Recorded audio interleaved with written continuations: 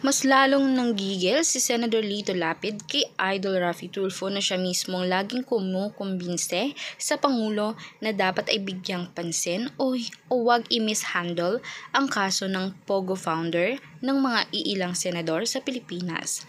Gayunpaman ang asawa niya palang si Marisa Lapid ay isa din pala sa partnership na meron dito sa Pogo Corporation na natagpuan mismo sa Pampanga. Kaya hindi naman sinusuri din naman, pero ang sumusuri na si Bato de la Rosa ay siya din mismong nalilink sa Pogo owner. Marami pala silang may-ari, ano? Talaga namang walang kwenta talaga ang mga senador kung lagi sila palang magkakakuntsaba. Parang ang labas ay pinagtatalunan nila mismo kung paano lokohin ang sambayan ng Pilipino.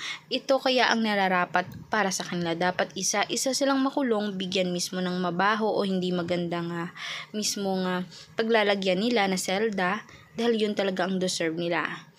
Kahit nga itong si Lito Lapid ay may connection din dito kay Mayor Alice Go ng Bamban Tarlac.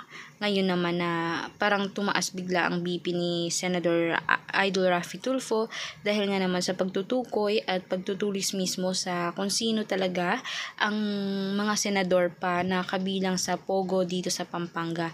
Tingnan yung mabuti ang lawak sobra ng lupain dahil nga naman 100 square meters yan.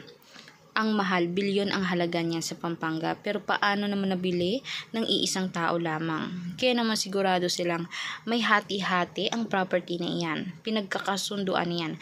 Kaya guys, for more public videos at updates sa news, please mag-subscribe, i-like at i-share ang ating videos in public para malaman din ng iba. Salamat mga kanetisen.